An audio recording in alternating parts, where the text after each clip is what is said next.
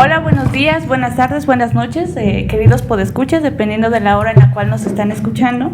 En esta ocasión estamos reunidas en la mesa Guadalupe Vieira, Edna Bravo y yo, Maribel López Santiago, para comentar un libro que realmente es un libro ampliamente recomendado por el contenido que tiene y también por los puntos que pone para reflexionar, el cual se llama Un fantasma recorre el siglo, luchas feministas en México, desde la Revolución, es decir, de 1910 a 2010, coordinado por Gisela Espinosa Damián y Ana Lau Jaivén. Bueno, vamos a presentar quiénes son las autoras, ¿no?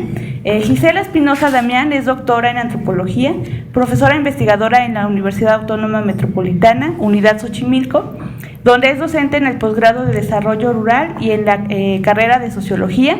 En sus estudios de género ha privilegiado el análisis de movimientos sociales protagonizados por mujeres de grupos subalternos rurales y urbanos. También ha investigado problemas y políticas de salud reproductiva. En la actualidad trabaja en torno a experiencias de mujeres indígenas en la prevención y atención de la violencia. Entre sus últimas publicaciones se hallan 4 vertientes del feminismo en México: diversidad de rutas y cruce de caminos, la Coordinadora Guerrerense de Mujeres Indígenas, y todo esto en conjunto con Marta Sánchez Néstor y Iracema Diano Chuautla.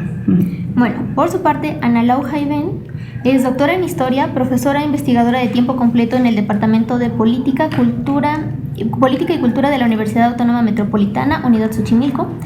Es también docente en la especialización y maestría en estudios de la mujer y en la línea Mujer y Relaciones de Género, del doctorado en Ciencias Sociales de la misma universidad. Y sus áreas de investigación giran en torno a la teoría de género, la ciudadanía y la política, así como la historia oral, políticas públicas, historia de las mujeres e historia de México en los siglos XIX y XX.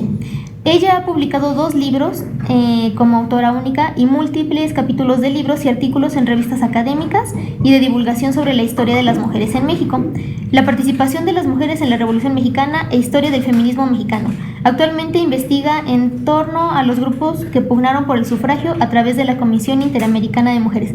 Cabe recalcar también, nuestro completo agradecimiento a Editorial Ítaca, que nos hace la donación de este ejemplar para que podamos realizar el análisis que el día de hoy les presentamos. Sí, bueno, para comenzar creo que sería muy importante recalcar que el esfuerzo que hacen estas autoras es de poner en este libro un análisis histórico y decir, bueno, en este siglo feminista en México podemos encontrar diferentes vertientes, diferentes posturas, el cambio de qué es lo que se defendía, pero ella va a recalcar que todo esto más bien es para hacer hincapié a la actualidad de, bueno, qué es lo que hace falta, también como qué es lo que está pendiente en la agenda de esta lucha feminista, y también que esto no, para recalcar que no es algo que debilita el movimiento, ¿no? Sino que es más bien que se puede ver disperso, pero realmente confluyen en una misma fuerza, ¿no? Sí. Bueno, también podemos ver que, como bien dice Melissa, que es una perspectiva histórica en el ámbito de que da así bien fechas y datos duros, pero que ahondan en el ámbito de los derechos de las mujeres y cómo es que México se vio relacionado con otros países como Estados Unidos, y cómo es que la influencia europea a través de las cruzadas y esta lucha por el comunismo fue una fuente importante para que los derechos de las mujeres fueran reivindicados aquí en México, y tomar modelos que se hayan dado en otros países para traerlos aquí en México. También es importante recalcar, como bien dijiste, que es una mirada, el objetivo del libro es una mirada de esta perspectiva con el cristal que se mira para ver qué es lo que nos hace falta en el ámbito del feminismo y sobre todo los derechos de las mujeres. Y también que no es una lucha contra los varones, ¿no? Sino, si bien es cierto, cuestiona el patriarcado que existe, pero no es que ahora se esté pugnando por un dominio sobre los varones, ¿no? Eso creo que lo deja muy bien marcado las autoras, ¿no? En la introducción. Exacto, digo que de entrada el título no es para nada despreciable, de ahí la referencia que ellas mismas hacen. Un fantasma recorre el siglo, que hasta donde tengo entendido es una frase fundamental. Sí. Si nos vamos al tema del marxismo, sí. Es este título es contundente porque nos da cuenta de cómo el movimiento feminista pues sigue latente. Se va reconstruyendo a sí mismo. Gracias a este texto tenemos una mirada que nos permite ir construyendo con cada una de las autoras cómo han sido estas problemáticas internas, estos retos a los cuales se han enfrentado, todas las dificultades que han encontrado las mujeres sufragistas, las mujeres que pugnan por el derecho al aborto, las mujeres que pugnan por una libertad sexual, etcétera. Y cómo se va complejizando con todo el contexto alrededor, ya que nos van deshebrando por décadas, por periodos históricos fundamentales en el desarrollo mexicano, para que nosotros podamos entender cómo es que ha sido esta lucha de estos 100 años que es pues esta edición que nos presentan, tomando en cuenta los cambios, los movimientos, las campañas, las visibilizaciones que tuvieron estas sufragistas de 1910 hasta 2010.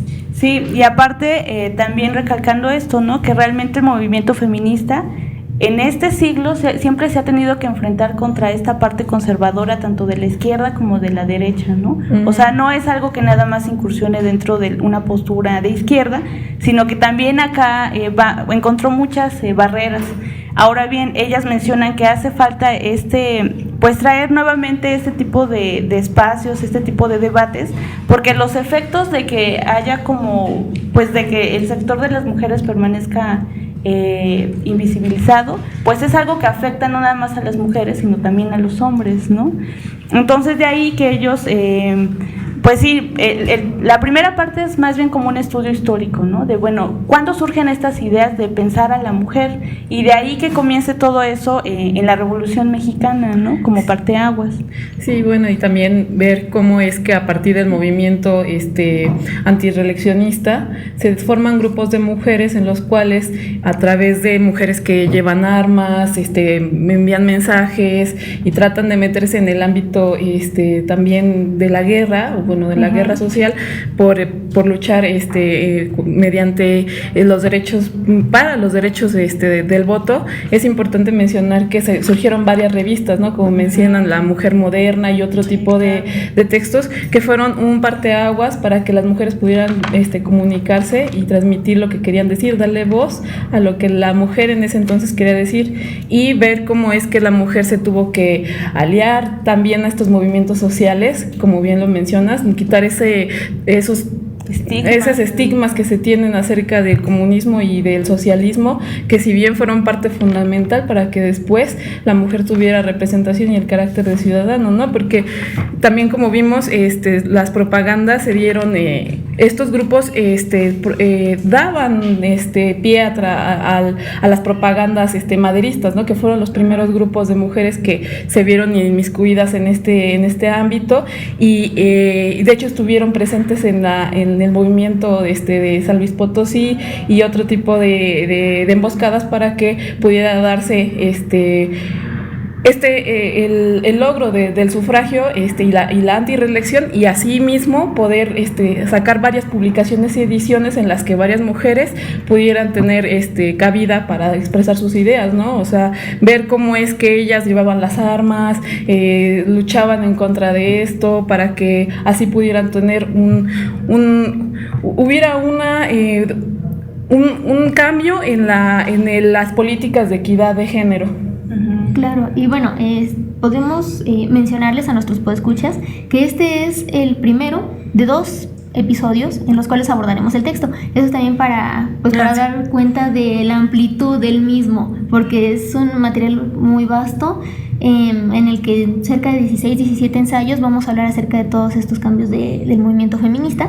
Pero bueno, como bien ya mencionaron Mel y Lupita, pues bueno, aquí los ejes coyunturales que se van a mover en la primer parte del texto, que está dedicada a la revolución, al sufragismo y a los derechos de las mujeres, están relacionados a la religión, a la participación política y a las condiciones laborales. Entonces, ¿qué les parece si nos vamos como en el orden de los ensayos para que sea un poquito más más a menudo, y además que la lectura es muy, muy agradable, que te lleven como por ese lado cronológico.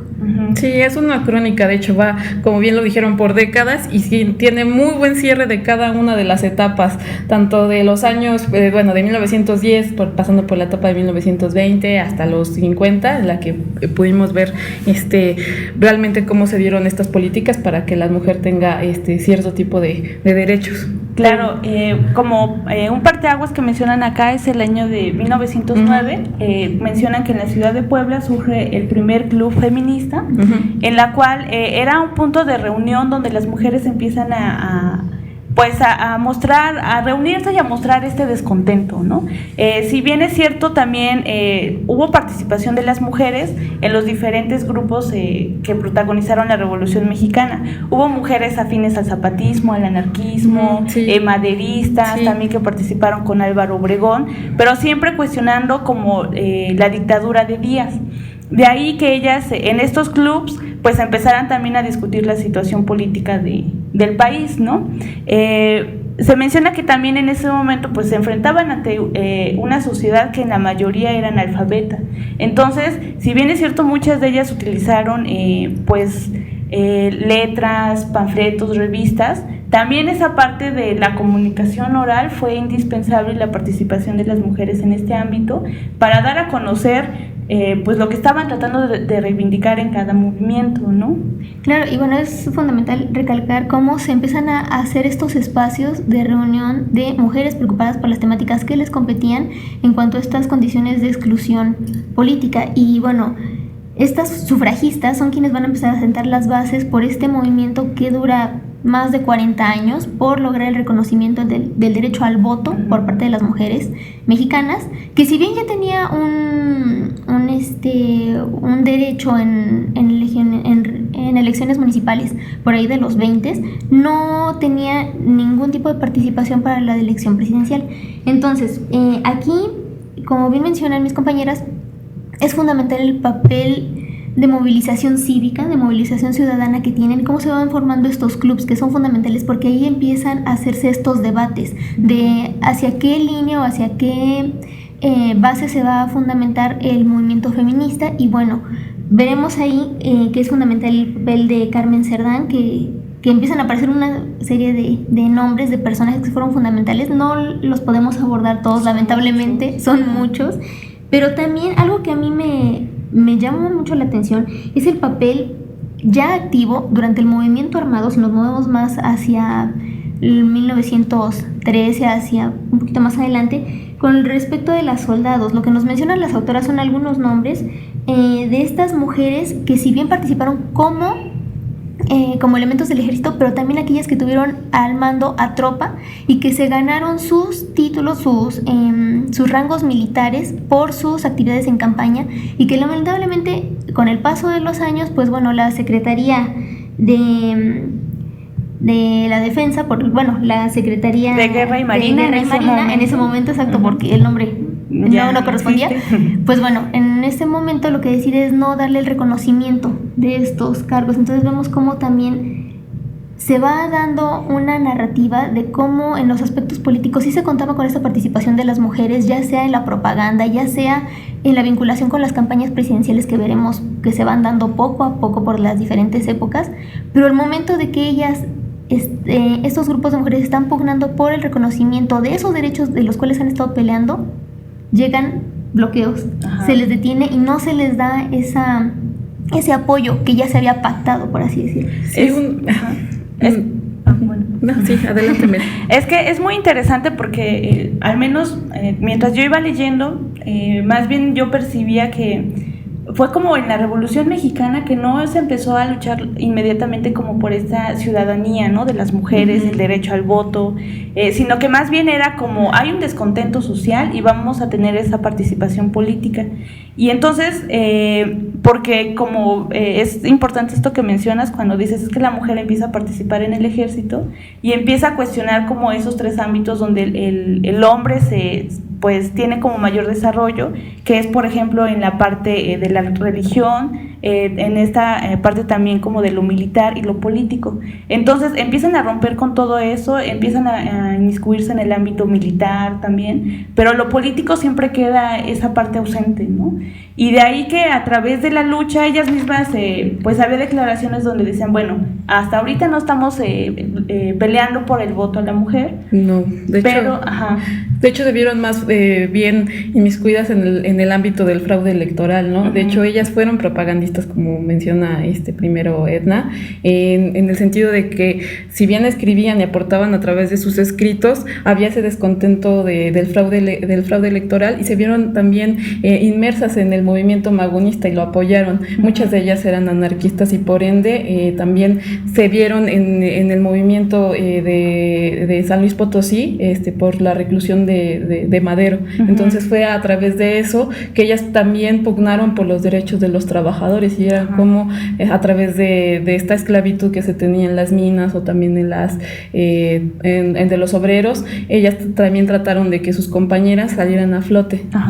Pero es como que se rompe ese ámbito de nada más la mujer a la casa, ¿no? Pero ahí es muy interesante como el pensamiento cómo se percibía la mujer, ¿no?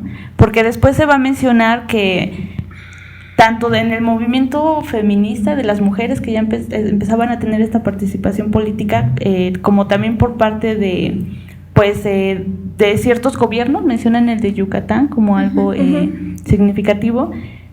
Ellos decían, es que no se pone en cuestión que la mujer deje la casa, ¿no? O sea, la mujer debe de desempeñarse en el ámbito de la casa, del hogar, pero bueno, hay que ver por esta cuestión de la educación, por esta parte también de que ella pueda acceder a un trabajo, ¿no? Porque también ahí se mencionaba que no hay que masculinizar a las mujeres, ¿no? O sea, que su punto de partida estaba en el hogar, ¿no? Es interesante como esa evolución de cómo se percibía la mujer. Sí, y bueno, al respecto también me gustaría rescatar, como bien menciona Mel, es interesante cómo se va dando estas ideas, cómo se van fundamentando, cómo se van separando, cómo se van haciendo bloques que a veces no coinciden, que a veces se vuelven a unir, que a veces se separan nuevamente, porque sí, precisamente parte de lo que fundamentó la crítica hacia las feministas de estas épocas, ya si nos movemos un poco más hacia 1916, cuando empiezan a generar los congresos feministas, por ejemplo, que mencionas de Yucatán, porque bueno, de entrada era la conglomeración de las mujeres, ya tener un congreso, un espacio de análisis, de crítica, en el cual personas con una visión muy adelantada para la época, que si me lo permiten, como fue la de Hermila Galindo, quien incluso lleva a la mesa las temáticas de la sexualidad, del ejercicio de la sexualidad de la mujer, y que bueno, que empiezan a darse una serie de opiniones en contra, que empiezan a dividir como estos grupos, y que es material que lo toman como oro muchos de los medios impresos en ese momento para criticarlas, para restarles importancia o relevancia, porque bueno, dicen, si es que ellas desde aquí no pueden ponerse de acuerdo, ¿qué se espera de ellas cuando estén en una curul o en la política ya ejerciendo como tal? Y también, pues bueno, que precisamente para mujeres como Hermila sí quedaba claro este aspecto de cuál era la necesidad de estas mujeres en ese momento de una participación, pero que no estaba peleada con el ámbito del hogar.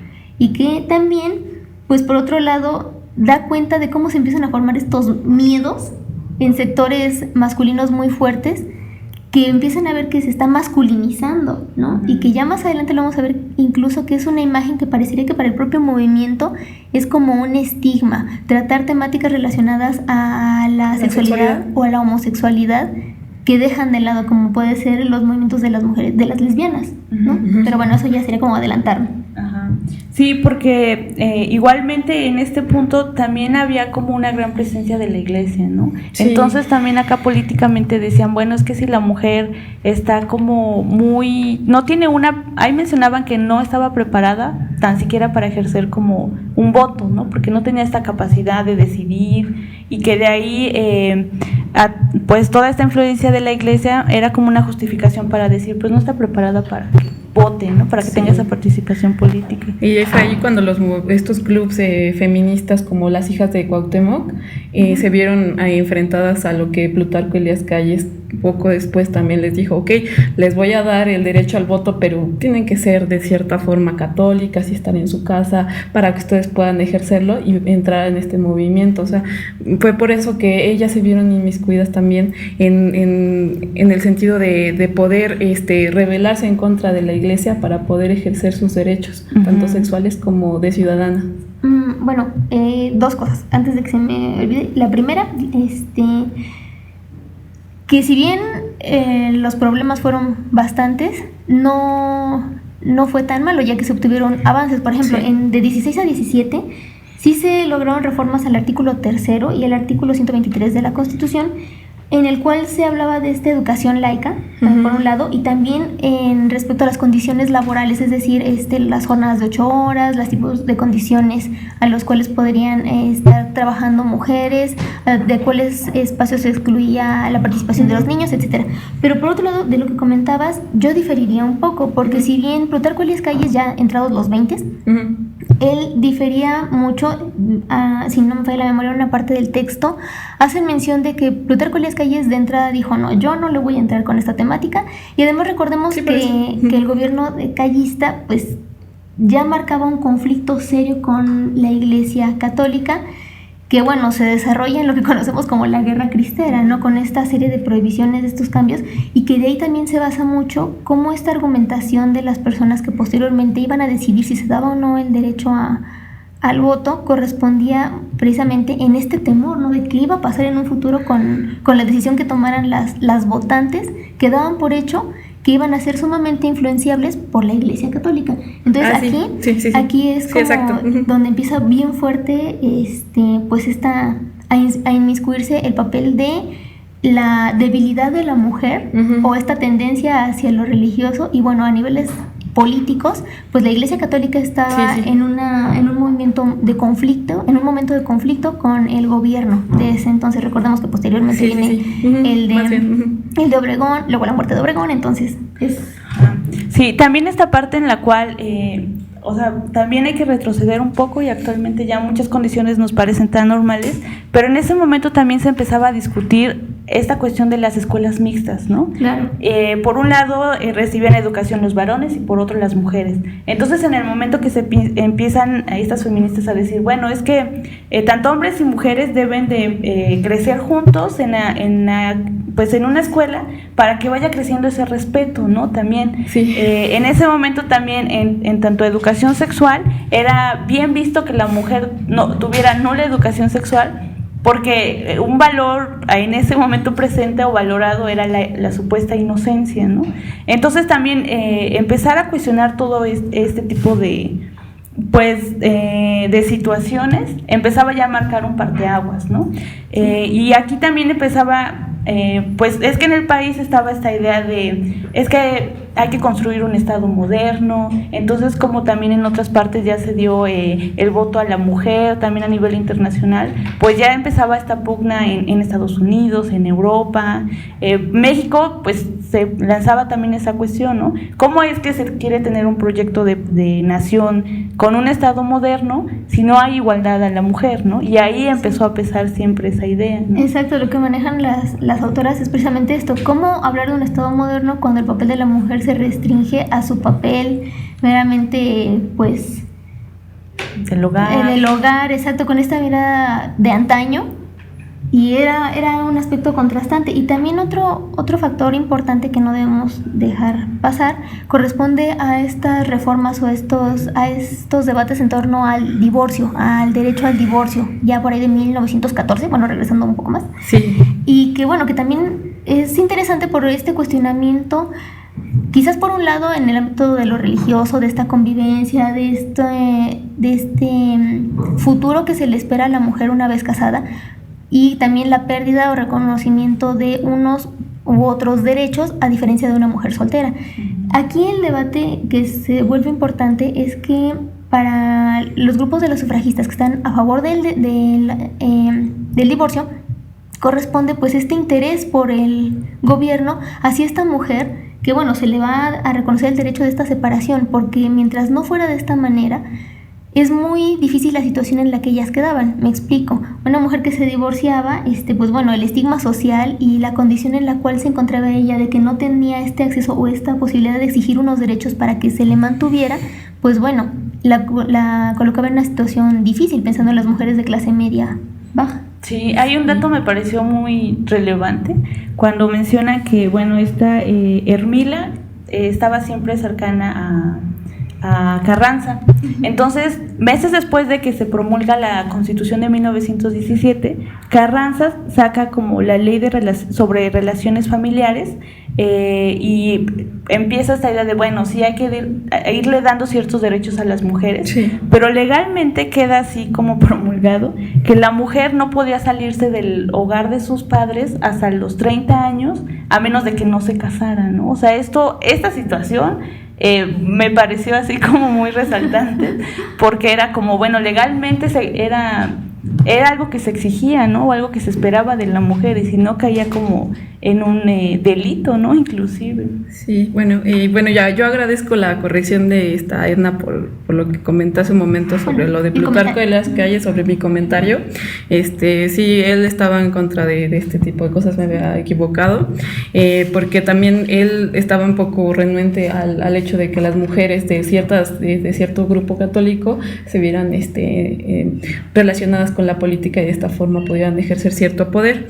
En ese sentido, agradezco a Edna por su corrección. Ahora, conforme a su comentario de la Constitución de 1917, también hubieron varios baches en cuanto a la reforma del artículo 35 en 36, para que se viera enmendado o también inmerso en la Constitución, en la legislación mexicana de ese entonces, el derecho al voto de la mujer. Y es ahí donde, bueno, podemos también ahondar en la segunda parte de en el segundo capítulo de este primer capítulo, de segunda parte de este primer capítulo, que se ve relacionado con el derecho al voto de la mujer, ¿no?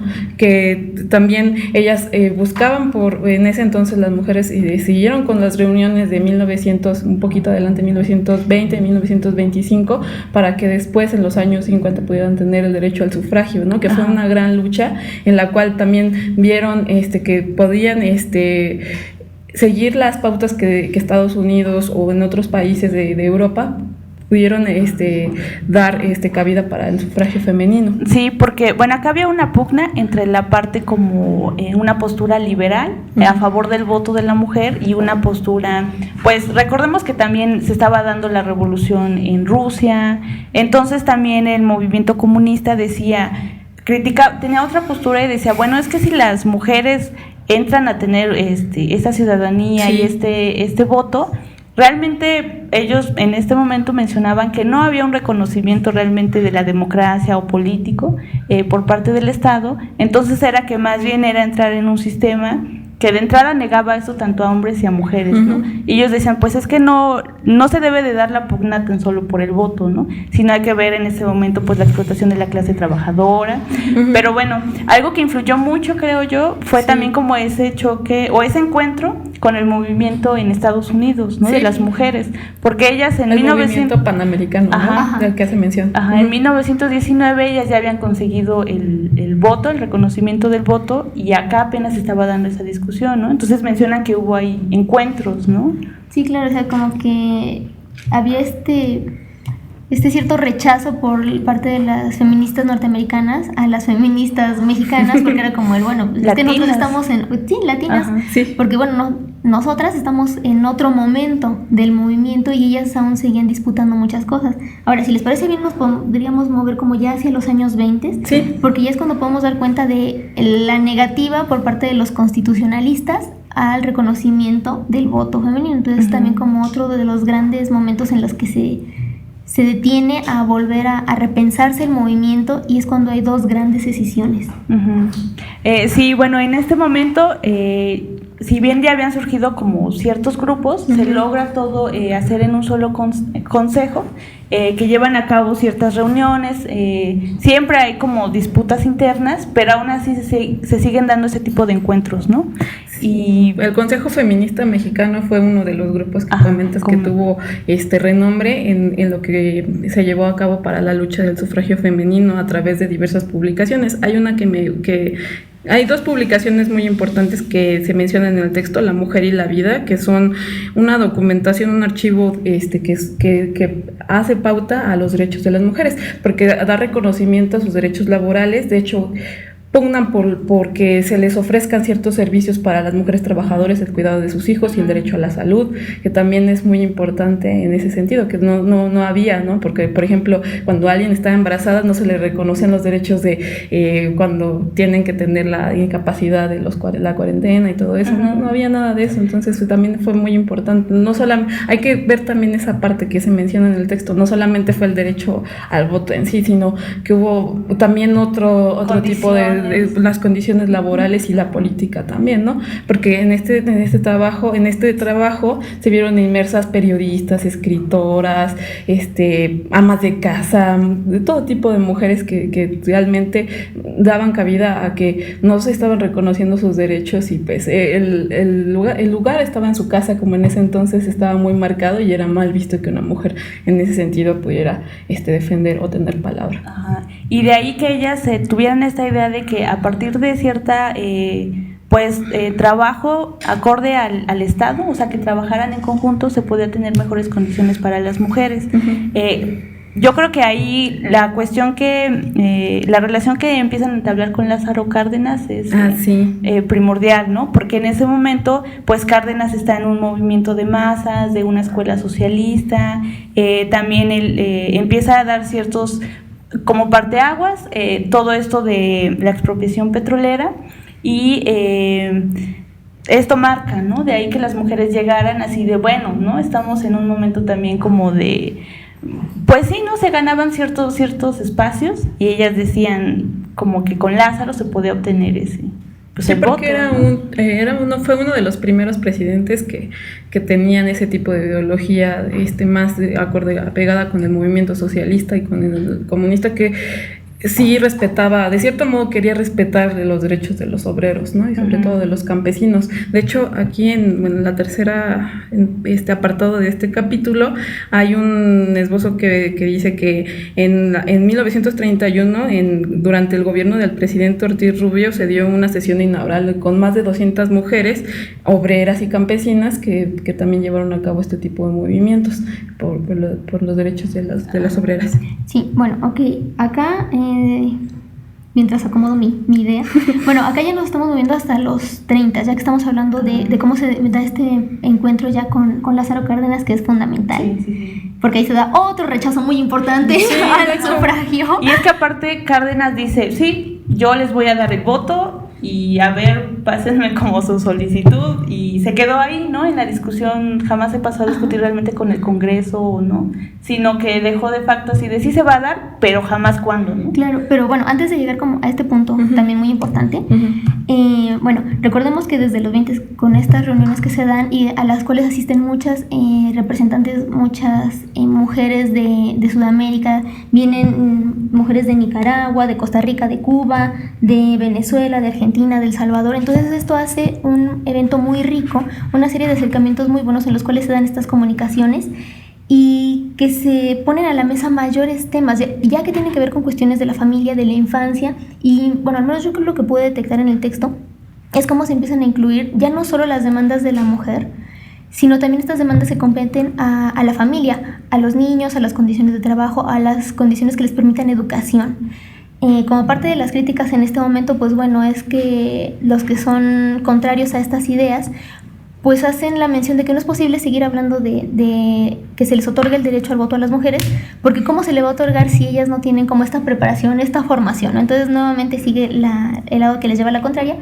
Pero yo enfatizo nuevamente en esta decisión que se da es que es muy absurdo, porque sí les decían sí puedes tener el derecho al voto, pero primero tienes que tener este tipo de preparación. ¿Cómo lo voy a tener si no me lo das? Es como volver, es el eterno, sí, es un círculo vicioso que nunca acababa. Exacto. ¿Cómo se dan como estas contradicciones? Es una lógica, es una contradicción de argumentos. Sí, porque mencionaban que tenía que ser gradual el que se ganara este tipo de derechos para las mujeres, ¿no? Porque decían, bueno, primero tienen que tener una educación y de ahí formarse un criterio, porque bueno, va a ser una decisión que va a repercutir a nivel nacional.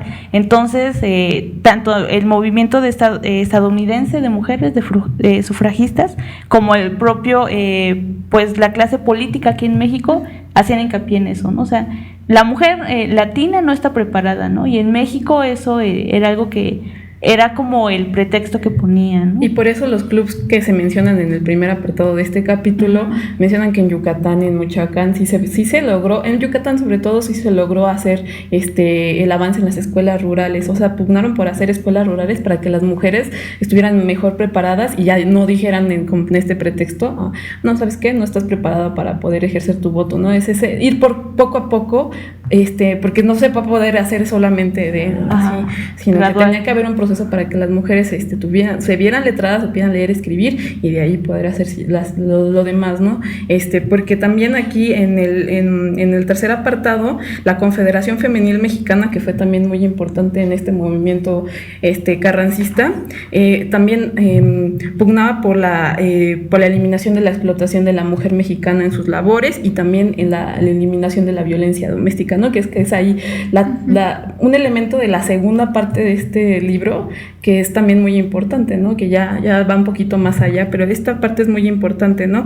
Para las empleadas y las amas de casa, ¿no? Que es también no solamente la violencia en el ámbito político, sino en el ámbito doméstico, en su salud y también cómo es que no podían ejercer otro tipo de labores más que quedarse en su casa. Claro, ¿no? Y que incluso mencionan o sexual, como lo menciona Edna, claro, que es muy importante. También que el uso del DIU, de hecho, ¿no? Menciona. Bueno, eso ya lo veremos más adelante, pero hasta ese momento otra cosa que se me pasaba era la importancia que le dan a un espacio dedicado a atender la prostitución. Sí. La temática de tener un lugar en el cual se haga esta reivindicación, si no me falla la palabra, de las mujeres que ejercen la prostitución, lo cual creo que eran problemáticas muy importantes, pero que también nos habla de cómo ya se van poco a poco asentando, se van haciendo estos grupos que empiezan a dar cuenta de problemáticas, algunos grupos o algunas secciones del movimiento que se quedan en la parte de continuar por la lucha por el sufragio,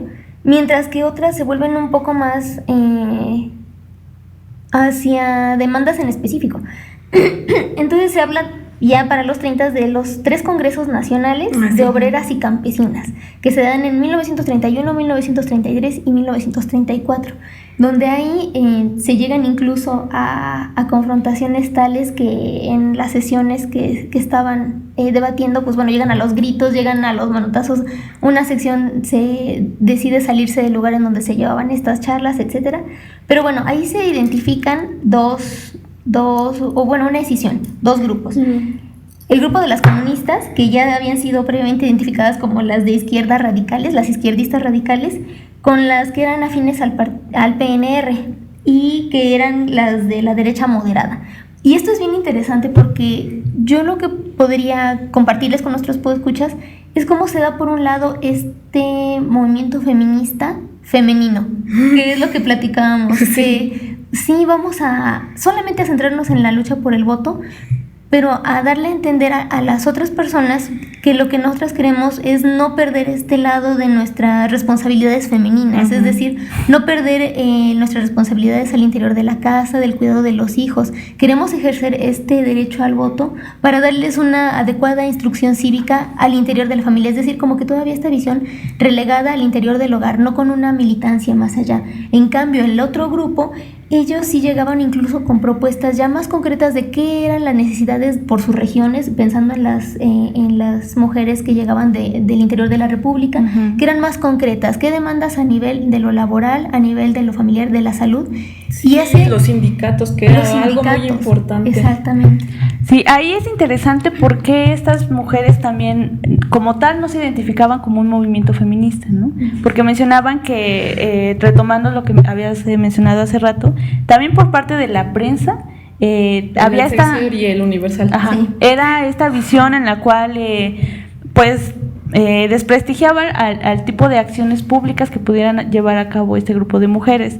Dentro de lo que se cuenta en el libro es, por ejemplo, ¿no? Una de ellas dice, pues es que nosotros fuimos ante el Congreso a manifestarnos con pancartas y las pusimos en nuestro cuerpo, y al día siguiente sale una nota en el Universal de mujeres sándwich, ¿no? Entonces, ese tipo de cosas que también yo creo que ridiculizaban y deslegitimaban todas las acciones que ellas pudieran tener. Sí, de hecho hablan, bueno, el libro también menciona que en estos movimientos ellas querían eliminar el concepto del hombre en las acciones que llevaban las mujeres. De hecho hay algo así, creo que, no sé si corrígeme, es algo así que se refería a el elemento del hombre en las acciones de la mujer, ¿no? Entonces es por ello que, si bien como lo comenta Edna, trabajaron para eliminar la prostitución en estos años, entre 1934, ¿no? Y sobre todo estar sindicalizadas, ¿no? También en el trabajo, para que pudieran también tener otro tipo de derechos, acceso a otro tipo de servicios, y sobre todo que hubiera equidad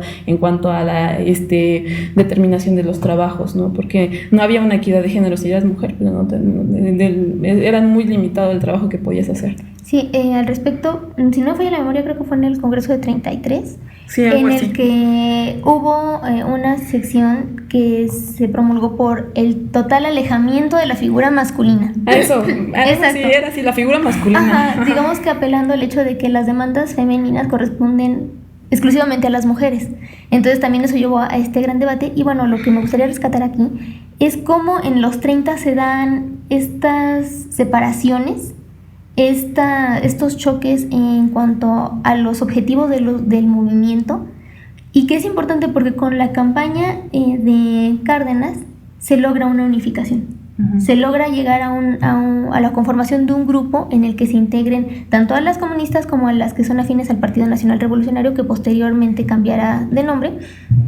Y bueno, se ve en esta figura del candidato presidencial y posteriormente del presidente, pues este aliado para llevar a buen término el voto, la lucha por el voto y por la obtención de mayores derechos para las mujeres. Y también vamos a ver cómo se va dando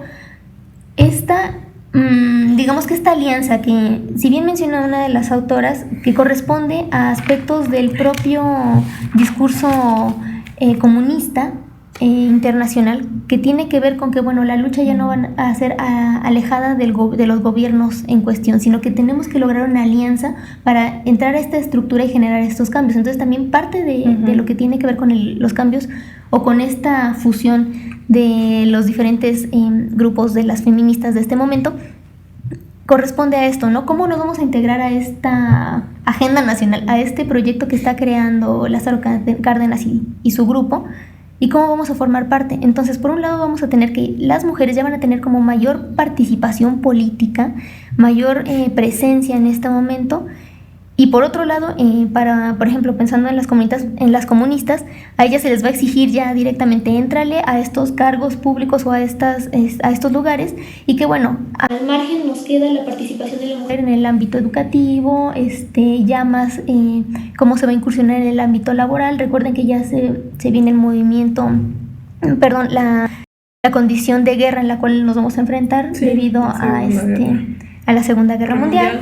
Y bueno, pues todo esto lo hace muy interesante, cómo se van acoplando este discurso para formar parte de la estructura gubernamental y lograr mayores cambios. Pero bien, la riqueza de este libro es que nos va mostrando cómo se va complejizando la situación, pero se logran avances, muchos, y también se logran dificultades, retrocesos también. Sí, porque, bueno, hasta en un inicio como que el movimiento de las mujeres tenía cierta autonomía, ¿no? Tenía mayor autonomía. Sí. Dentro de estas pugnas, bueno, aún así se iba haciendo una agencia de actividades.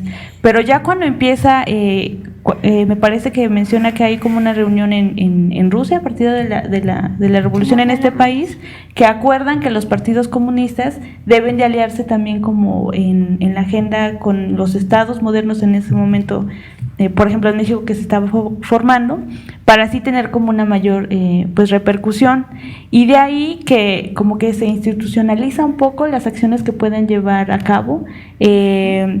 Y ya es interesante porque acá las autoras nos van a decir la actitud que adopta el movimiento pues feminista, no demeritando, pero sí como siendo críticas, ¿no? Porque menciona que después de Lázaro Cárdenas siempre se le va a hacer la petición no sé, al presidente en turno, de que fuera como que las mujeres de una manera muy amable, o sea, no, pues pedían el voto, ¿no? Así como, bueno, es que miren, nos estamos reuniendo y entonces...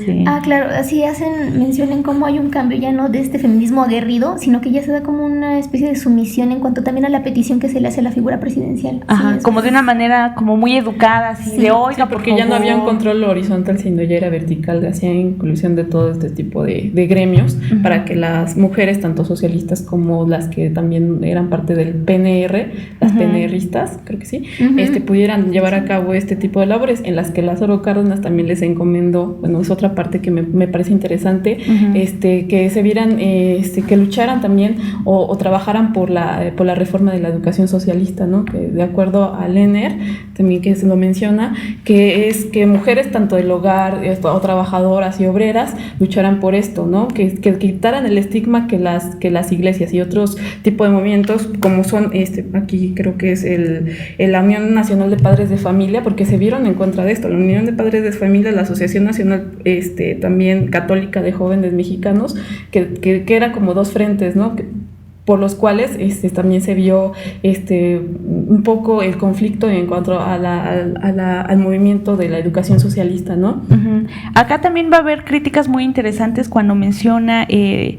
cuando dicen, bueno, ya hay un grupo de mujeres que pueden tener educación, que inclusive llegan a ser representantes de este movimiento panamericano, que llevan a tener cargos de dirección, pero solamente se queda como un grupo reducido de mujeres, ¿no? Entonces, inclusive aquí van a hacer el hincapié, alguna de ellas, parte de este movimiento, que van a decir, es que creen que como ellas ya tienen este tipo de cargos políticos, no están viendo que eso no va a repercutir realmente en la participación social que pueda tener las mujeres, ¿no? O que eso realmente represente un cambio, sino que se está quedando como a un sector muy privilegiado, y esto también se ve un poco en las discusiones sobre la natalidad, porque bueno, eran familias en la cual pues una mujer tenía en promedio 8 o 9 hijos, ¿no? Entonces solamente un grupo cercano al poder, al ejecutivo, podía tener como esa libertad de cuántos hijos tener, pero realmente como la mayoría de la población de las mujeres no podía tener ese tipo de decisiones, ¿no? No era una discusión que se les estaba acercando, y ahí hubo como ciertas críticas a esta parte también. Y bueno, posteriormente en esta agenda por conseguir el voto, pues ya se va a dar como la discusión ya al Congreso, que bueno, ya va a pasar de esa discusión que nada más podía tener a nivel municipal, ya a nivel federal, ¿no? Que es lo que se estaba buscando. Y acá pues hace como una crónica, ¿no? De qué tipo de discusiones se estaban dando en el Congreso, y rescata uno de ellos, también como del PAN, en la cual mencionaba, ¿no? Como este estigma que había de las mujeres, es que él reconocía que las mujeres eran capaces, decía, bueno, es que ya en el ámbito educativo se ha visto que son buenas participando y todo, pero es que si las mujeres entran también al ámbito político, ¿qué ámbito, qué esfera nos van a dejar a nosotros como hombres, ¿no? Nosotros podemos llegar a nuestras casas y tener ese reconocimiento de que proveemos económicamente, y si ahora las mujeres también entran en ese ámbito, ¿qué va a pasar con nosotros, no? Y bueno, él mencionaba que es como muy pues provocativa su declaración, porque termina como, bueno, entonces que las mujeres también nos enseñen a coser, a cocinar, ¿no? Si van a venir a cuestionar esta esfera también de los hombres. Esa parte me parece también fundamental a lo largo del texto, porque, bueno, ya estamos entrados los 40 casi, ya estaremos como en el 34, 38, en el que, bueno, llega un punto para el movimiento en el que seguimos peleando por el derecho al voto, pero votar para qué más, qué sigue. Y algo de lo que mencionan las autoras es cómo se da esta conciencia de que acá lo que hay que pugnar es pues también en la condición de lo civil, de lo cotidiano, de las condiciones de exclusión en las que se encuentra la mujer. Ya se empieza a visualizar esta estructura del patriarcado. Entonces yo consideraría que se trata también como de esta perspectiva ya más bien de género, en respecto a cuáles son las demandas o cuál es el objetivo de este movimiento feminista. ¿no? Ajá. Ya no tanto de centrarse como o distraer al movimiento solamente pensando en la pugna por el voto, sino en las condiciones a las cuales también afecta en todo lo cotidiano a la mujer. Sí, de hecho, es en esta parte, bueno, un poquito antes, me voy a regresar tantito, hace unos 5 años de 1940, es a través del Frente Único Pro Derechos de la Mujer que se dieron el respeto y la demanda de este tipo de derechos, ¿no? El aumento de los salarios, el respeto de la jornada de 8 horas, también los derechos de la salud. Aquí menciona varios, ¿no? Como también la rebaja de las rentas de la casa habitación, contar con los impuestos, cortar con los impuestos elevados y también con los monopolios extranjeros para la liberación de este tipo también de este México imperial que estaba inmerso en un sistema patriarcal, ¿no? Que solamente respetaba ciertos derechos, ni de los hombres, de ciertos sentidos no se siguen respetando, ¿no? Uh-huh. Sí, acá ya nos van a dar el salto hasta la década de los 50 con Adolfo Ruiz Cortines, que va a ser cuando ya se consigue el voto, ¿no? Pero acá también las autoras van a decir, bueno, electoralmente cómo se encontraba el país. Pues también era un punto en el cual el partido, el PRI, se estaba tratando de consolidar y lo que necesitaba era también fuerza, porque veía que el PAN pues empezaba a tomar también como cierto pues mayores como repercusión, ¿no? También en la sociedad. De ahí que las autoras mencionan que más bien fue como estratégico, ¿no? Porque a las mujeres ya les da el voto.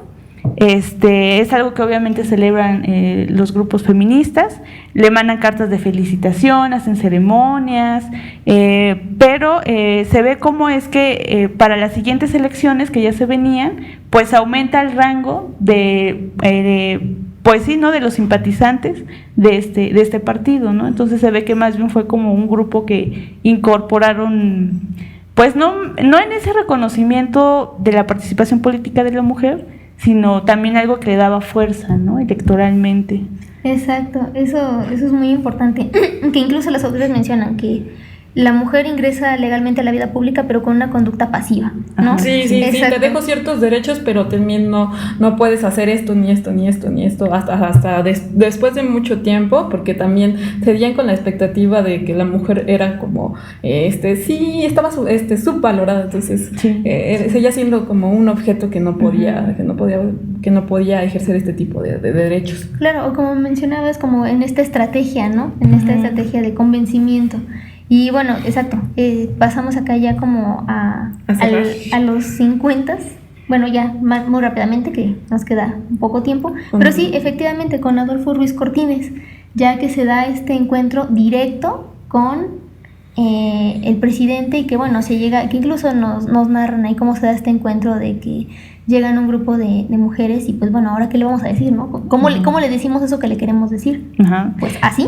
Ajá, aquí hubo como una línea muy delgada, ¿no? Que no se respetó, porque realmente el movimiento de las mujeres pasó a ser uno más de los sectores, es decir, uno junto a los trabajadores, junto a la clase obrera, y no en tanto mujeres, en tanto género, ¿no? Entonces eso también mencionan las autoras que repercutió como en el movimiento. Ahora bien, una vez que ya se logró el voto, va a pasar a la década de los 60, ¿no? Y dice, bueno, ¿cómo va a seguir esta participación política de las mujeres con esta coyuntura a nivel mundial también que se da de los movimientos estudiantiles en la década de los 60? Y va a mencionar que aquí también va a haber como un parteaguas ahora a pensar el cuerpo y la sexualidad de la mujer, ¿no?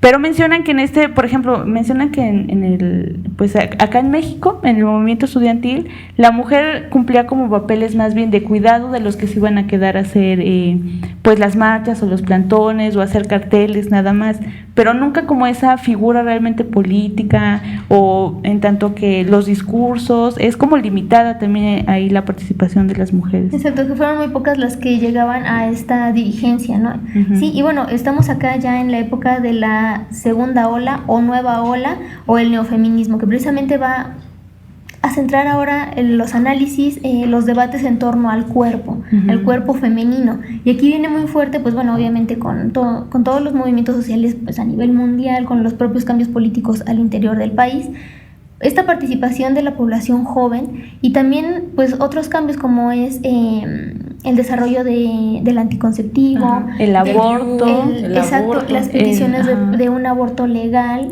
el grupo de las lesbianas también se empieza a discutir eso. Exactamente, el movimiento lésbico y transgénero. Entonces todo esto lo que va a hacer, pues bueno, es como repensar ahora cuáles son las demandas que tienen que ver, pero con la condición de la mujer, en tanto también al uso de su cuerpo, la apropiación que tiene de su propia sexualidad.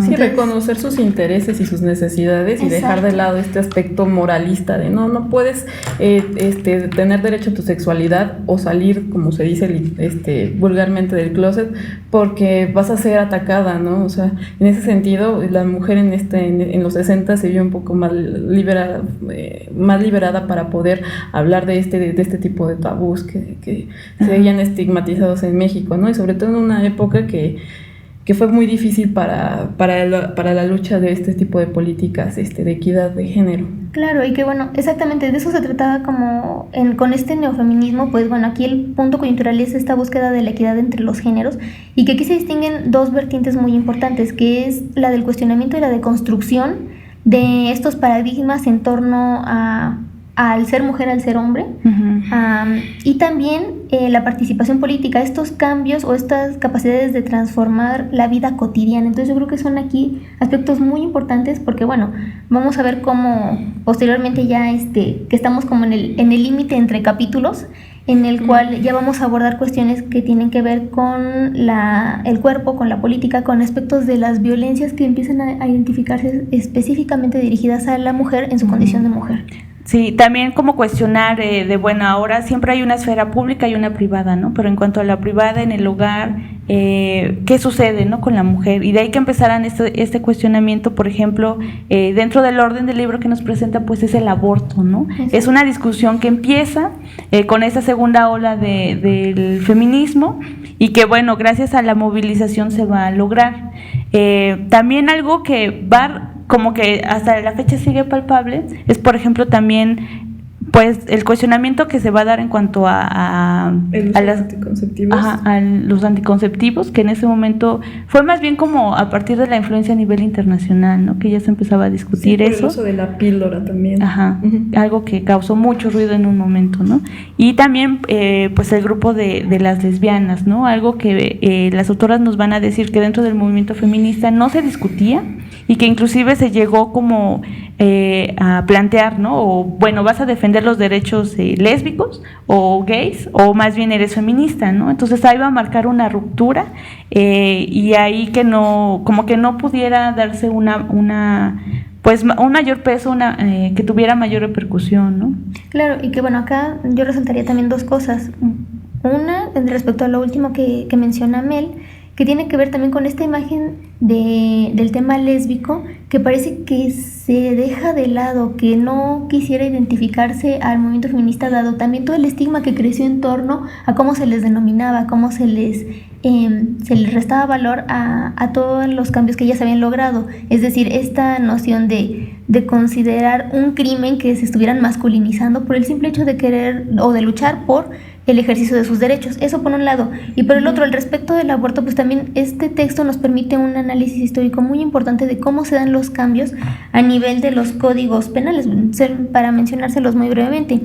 El concepto de persona, ¿no? El concepto de persona, y cómo se da también esta inclusión de todo el debate religioso en torno a la protección a la vida, porque si bien Marta Lamas, que es la que hace este abordaje en el capítulo correspondiente, pues bueno, nos menciona el Código de 1871 y cuáles eran las consideraciones en torno al ejercicio del aborto, siempre y cuando no se pusiera en entredicho pues la honorabilidad de la mujer, y cómo se dan los cambios ya con los revolucionarios, con el Código de 1931, que ya es criminalizante, pues en cuanto a que ya hay una pena que son de algunos años o de algunos meses, pero las atenuantes que se dan, pues bueno, es siempre y cuando la violación, o que la persona, el bebé venga mal, esté enfermo, o la ponga en peligro la vida de la madre. Exacto, y pues bueno, nos va a hablar de todos estos cambios, todas estas luchas en torno a cómo hacer que la mujer tenga la libre decisión de interrumpir su embarazo. Ujú. Sí, y también en este aspecto bioético ponderar el respeto al cuerpo y la integridad de la mujer por encima de este tipo de cosas, ¿no? Porque, por ejemplo, pues, si hablamos de violación, hablamos de que hay malformaciones o se ponga en peligro la vida del bebé, pero también es importante mencionar que la mujer tenía derecho a ejercer, decidir sobre su cuerpo y sobre lo que ella decidía en cuanto a su embarazo.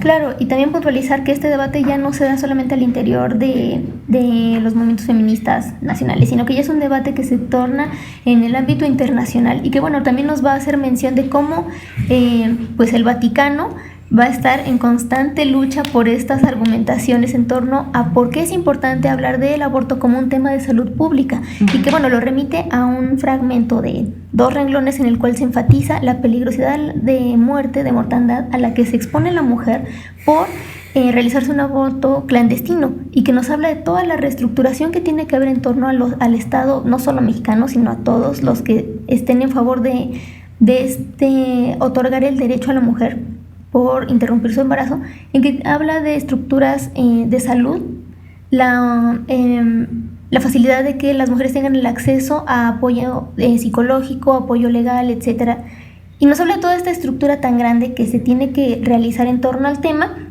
la creación de grupos de estudio, grupos de investigación, de colectivos. Entonces es una temática que, bueno, pues de entrada por mi parte sería pues la invitación a leer el libro, porque es un texto base para entender todo el movimiento feminista.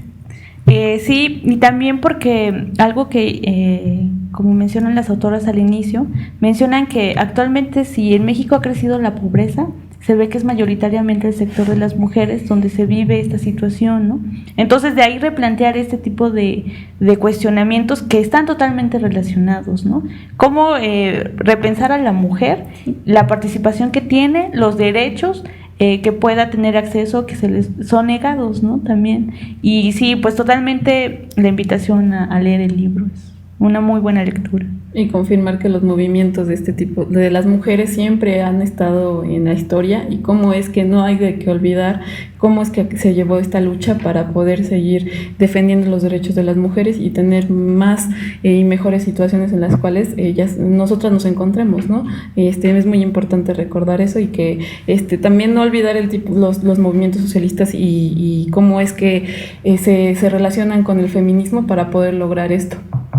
Sí, y pues bueno, pues de ahí también invitar a la segunda parte del comentario de este libro, porque tal vez podemos, no sé, voltear a nuestro alrededor y decir, bueno, pero es que la mujer ya ya puede votar, ya puede tener acceso a la educación, ya puede obtener un trabajo.